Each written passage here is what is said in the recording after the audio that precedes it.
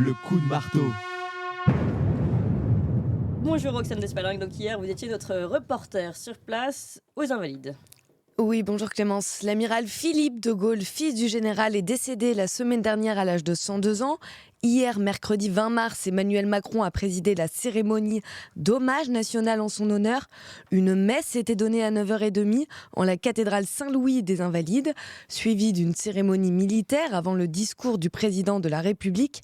Écoutez ces témoignages recueillis par Toxin. La messe d'ailleurs, d'abord, et puis cette cérémonie d'hommage qui vient d'être présidée par le président de la République, conclue par le passage des avions au-dessus de la cour des Invalides. Il a été salué par les sifflets, amiral. Quand un commandant de navire, un amiral monte à bord, il est salué par les sifflets. Et tout ça, c'est la tradition française. Tradition française, oui, mais surtout tradition militaire. La cérémonie était codifiée. C'est avant tout aux marins qu'on a rendu hommage hier. Le cercueil de l'amiral était porté par les élèves de l'école navale de Brest. Puis, le sifflet de Gabier, le survol des avions, symbolisait pour sa part la suite de sa carrière dans l'aéronautique. On a aussi entendu le bagad de Lan Biwé, interprété par la Marine nationale. Écoutez.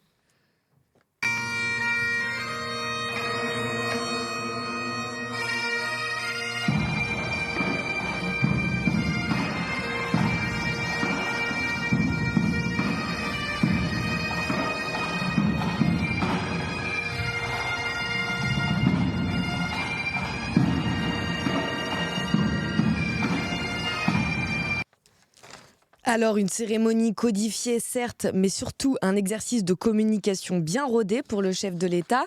La presse était strictement contrôlée, seuls les rares médias accrédités par l'Élysée étaient autorisés à entrer. Alors justement, parce qu'il y a toute une affaire qu'on va raconter un petit peu, ce sont les coulisses de Toxin. Pierre de Gaulle, que nous avions déjà reçu, qui est donc le petit-fils, le fils, lui, de l'amiral, le petit-fils du général, le fils de l'amiral, voulait nous inviter, voulait que d'autres médias indépendants couvrent cet événement. Il a tenté de nous avoir une accréditation, on n'a pas réussi, et ça fait partie justement de la communication contrôlée. Oui, tout à fait. Toxin s'est rendu sur place dès 9h sur invitation de Pierre de Gaulle. La veille, il nous affirmait encore ne recevoir aucune réponse de l'Élysée. Et malgré son invitation, l'entrée à la commémoration nous a été refusée. Moins d'une demi-douzaine de radios étaient sur la liste. Toxin n'était donc pas dans les petits papiers de la présidence. Ça, c'est quand même très très curieux. Même si pourtant, ça aurait pu être plus fort puisque la famille n'avait pas eu son mot à dire, alors que justement la famille voulait nous inviter. Et justement, vous avez raison de le souligner, les membres de la famille étaient limités à 13 invitations seulement. Les invités étaient triés sur le volet, des responsables politiques, des têtes couronnées d'Europe, tout le gratin était présent. Mais la mainmise de l'Élysée sur l'organisation se traduit aussi par un hold-up, celui d'Emmanuel Macron sur la mémoire à laquelle est associé le nom de De Gaulle et qui s'est révélé dans son discours. Je vous laisse écouter. Il faut agir au-delà de soi et travailler pour plus grand que soi. Là étaient ces mots, sans jamais attendre récompense ni honneur. Des mots qui surprennent dans la bouche de celui qui disait... Ainsi va la vie, quand on s'appelle De Gaulle, quand on se sent de France. Voilà, on est, on vit, on sert, on meurt. On est, on vit, on sert, on meurt. Donc des mots qui surprennent dans la bouche de celui qui disait vouloir emmerder une partie des Français. Ouais. Mais il va plus loin. Et d'autres qui sont nés après nous vivront, serviront, mourront. Acceptant la responsabilité comme un honneur, le seul fardeau qui grandit, le seul joug qui libère. Celui qui naquit avec le plus lourd des héritages, nous l'enseigne aujourd'hui, nous avons des devoirs. Devoirs à l'endroit de nos anciens, car chacun de nous est dépositaire et gardien de leur legs de courage, d'abnégation, d'héroïsme. Devoirs à l'endroit de nos enfants, devoirs d'espérance.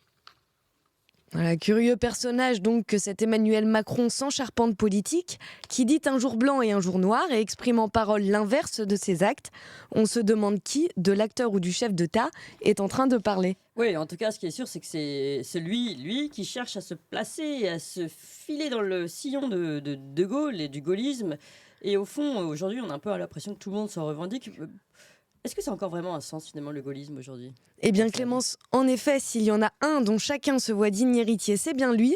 Ce que veut dire pour eux le gaullisme et ce qu'il en restait, nous l'avons demandé aux personnes présentes. Écoutez. C'est un rappel. C'est un rappel face à l'historique et ce que nous a donné le général de Gaulle en France. Il y a aujourd'hui des gens qui se réfèrent j'en suis, à la vie, à l'œuvre et à la philosophie du général de Gaulle quant à la conduite des affaires publiques de la France notamment.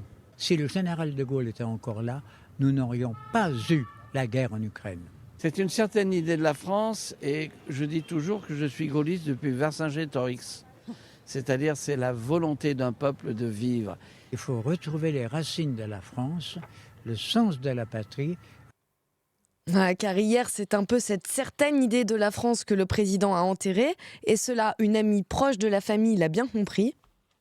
Pour moi, pour nous, pour certains, on a enterré la France aujourd'hui. Et on est entré dans la France de Disneyland.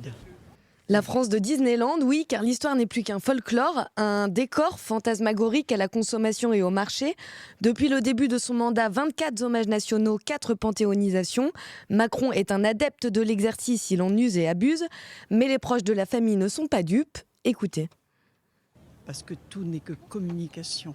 On était dans l'action, dans le don de soi. Et maintenant, on est dans le faire savoir.